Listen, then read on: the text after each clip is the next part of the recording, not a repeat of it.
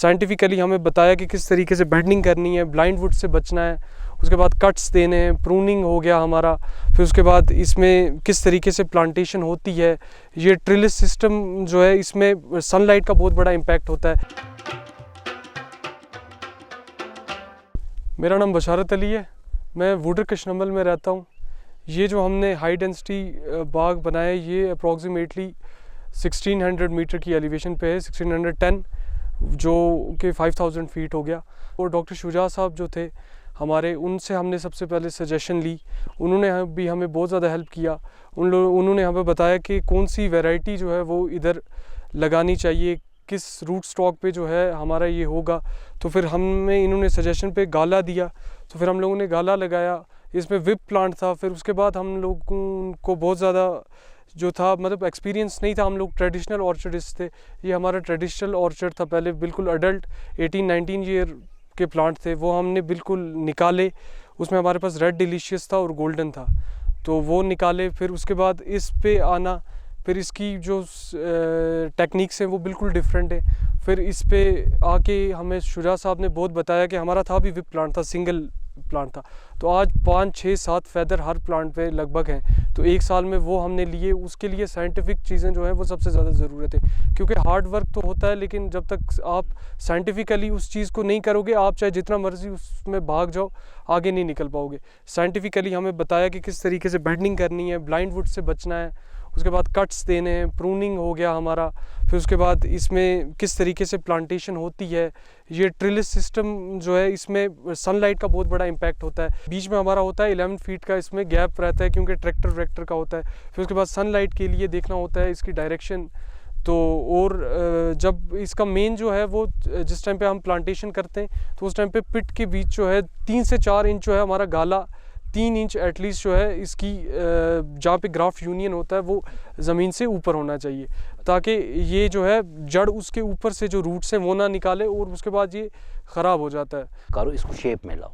हाँ, इसको शेप में लाना है, इसको शेप में, इसको आगे जाओगे ना, नहीं, इसको आप अगर आप इसको ऐसे बेंड नहीं दोगे ना, बेंडिंग का क्या होता है, जब आप बेंड करोगे, जो यहाँ पे ये बन रहा है ना, इसकी डॉर्मेंसी रिलीज हो जाएगी, ये फ्रूटिंग में आ जाएंगे। अगर आप इसको ऐसे रहने देना, ये वुड पे बनेगा, ये इसको भी खराब करेगा।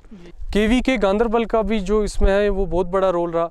डॉक्टर शुजा साहब ने हमें इतना ज़्यादा गाइड किया। हम लोग ऑर्चिडिस्ट थे, ये जो थे इसी चीज़ में आगे थे, प्रोफेसर थे, तो इन्होंने हमारे साथ इसी वजह से कि हम लोग ऑर्चिडिस्ट हैं, तो इन्होंने हमारी हेल्प की। कोई पर्सनल हमारा इनके साथ रिलेशनशिप नहीं था। तो आप लोगों को भी चाहिए कि KVK गांदरबल विज़िट करें, देखें कि किस तरीके से इस चीज़ को बनाया जाता है, किस तरीके के प्लांट्स होते हैं। मैं खुद वहाँ पे गया था, तो बहुत ज़्यादा अच्छा लगा वहाँ पे। वहाँ से आपने रस्सी लगाई, वो ठीक हो गई, तो आपका भी एक डाटा बन गया ना।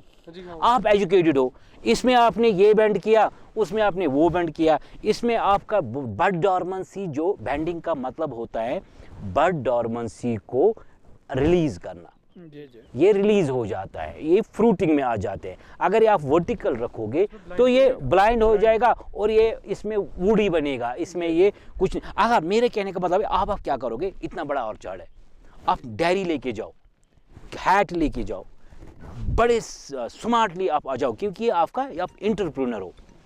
डायरी लेके जाओ, नोट करो कि इस साल मैंने इस रो में, आपको रो पता है, इस रो में मैंने ये बेंडिंग लगाई थी, इसमें कितने डॉर्मेंस रिलीज, कितने बर्ड मुझे बन गए, और मैंने रस्सी वहाँ लगाई, उसमें इतने बन गए। फिर आप मुझे भी बोलोगे डॉक्टर साहब आपके लिए एक डाटा नया है, तो मेरे को भी डाटा बन जाएगा। मैं भी, तो हमारा एक एक्सपीरियंस है, आपका एक्सपीरियंस, हमारा एक्सपीरियंस एक डाटा बन जाता है। जो बाकी पढ़े लिखे हैं, देखिए सर, मैं खुद एक स्टूडेंट हूँ, मैंने अभी 12th के बोर्ड का एग्ज़ाम दिया है, तो वो भी मेरा एजुकेशन साथ में चलता है। एजुकेशन में कुछ खास इम्पैक्ट होता नहीं है।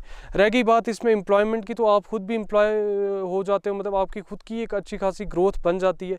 और उसके बाद जो हमारे साथ में काम करते हैं, इस टाइम भी हमारे अंडर एटलीस्ट 1-2 आदमी जो हैं वो लगातार होते हैं, और उसके बाद लेबर्स अलग से जो हैं वो रहते हैं साथ में। तो उस तरीके से जो है एम्प्लॉयमेंट जनरेट होती है।